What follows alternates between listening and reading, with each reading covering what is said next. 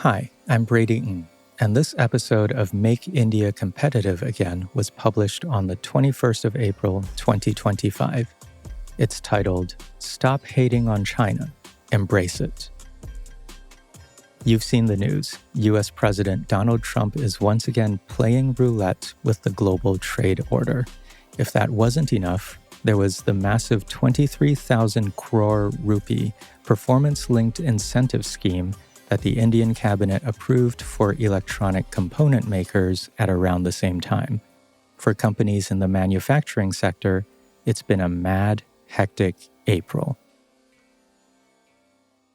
If there's something Trump has brought back to the world economy, it is the rapid shrinking of the definition of the phrase short term. Forget weeks or months. Policies can now flip in a matter of days, if not hours, and manufacturers understand the need to strike new alliances or renew old ones if they want to emerge from the chaos in better shape than they went in. The phones have been buzzing non-stop, said one independent consultant who works in the sector. Several Indian manufacturers are now on the lookout for technology partners and opportunities for joint ventures. But India has, for a while, tried quite hard to avoid one particular partnership that could do much to boost Indian companies up the value chain. It's China. The reluctance isn't surprising, given the history. But consultants and industry executives now say it may not be long before it becomes an inevitability. For all the government's efforts to wean India's companies off Chinese dependencies, as well as dent China's dominance in the $4 trillion global electronics supply chain, nothing much has come of it.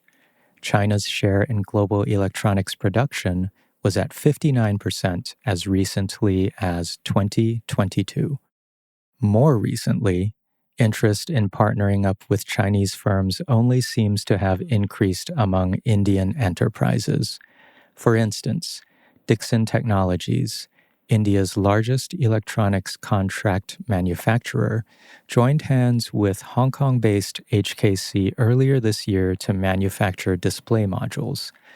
It is also looking to sign them on for its upcoming display fabrication plant. Others, such as Syrma SGS, Micromax, and Zetwork, are primarily looking at Chinese companies to establish strategic partnerships, as Money Control reported earlier this month. Last week, my colleague Sita Raman wrote about how India's efforts to prop up manufacturing has neither increased its share of global economic output nor improved employment. Of course, that doesn't mean it's a sector that can be ignored. But how exactly are Indian manufacturers supposed to take advantage of shifting tariffs and trade relationships? Is there a different lens India can bring to bear on its electronics sector ambitions? Here's what Srinivas Kulkarni, Chief Financial Officer of Cyient DLM, had to say about Chinese firms. Quote, "Frankly, they are ahead of us in terms of the technology and maturity they have in the manufacturing processes." End quote. Cyient DLM is an original design manufacturer of aerospace, defense, and medical components. Right now, the company's supply chain depends largely on Israel, with less than 1% being directly sourced from China.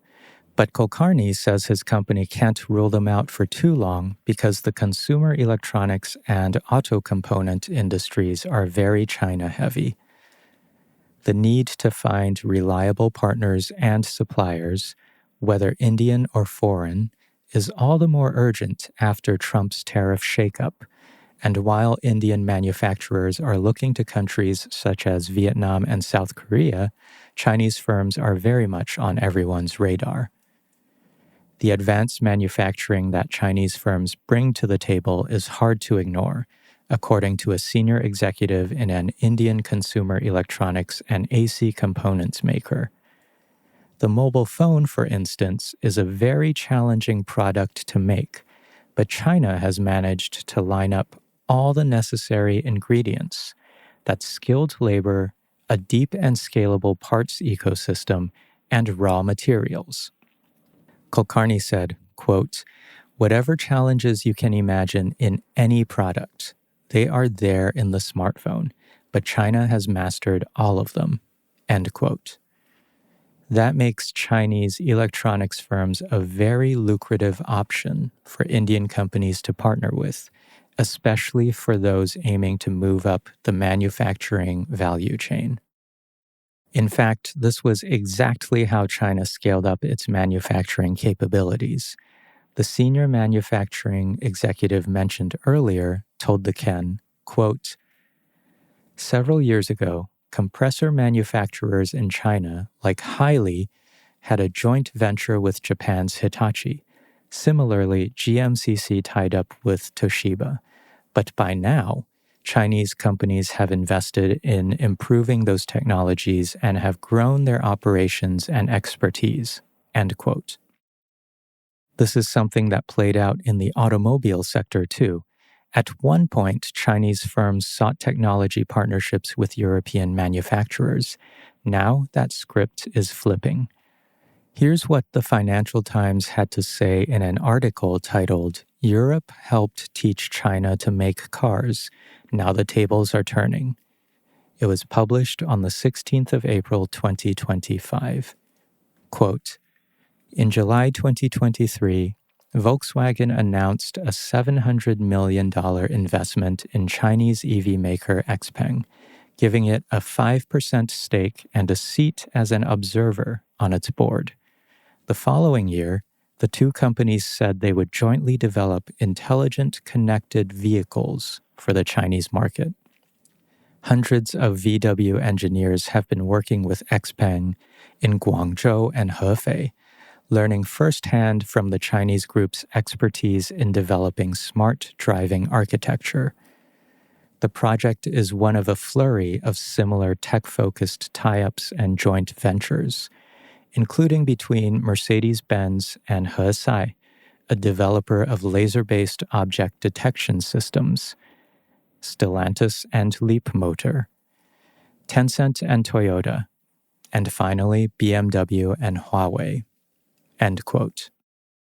Industry executives we spoke to say this is a viable model for a country like India, which is looking to increase domestic value addition in the electronics supply chain. Currently, that figure is at 15 to 20%, depending on which data set or report you read. But let's face it, cheap labor and low-cost manufacturing is no longer a defensible pitch, with serious competitors such as Vietnam, the Philippines, and Thailand now in play. India has also been struggling to keep its export edge in low labor cost sectors, such as apparel and footwear, with Vietnam and Bangladesh beating India to the punch. According to the World Bank, India's share in global exports of apparel, leather, textiles, and footwear grew from 0.9% in 2002 to a peak of 4.5% in 2013. But then it declined to 3.5% in 2022. In contrast, Bangladesh's share rose to 5.1%, and Vietnam's went to 5.9%. Embracing Chinese companies with significant market share, technical know-how, and deep pockets as technology partners could help India break out of low-margin, low-value manufacturing, especially in the area of complex electronic components, which forms over 40% of the $4.3 trillion electronics market. But this requires India to move past its reluctance to work with Chinese companies.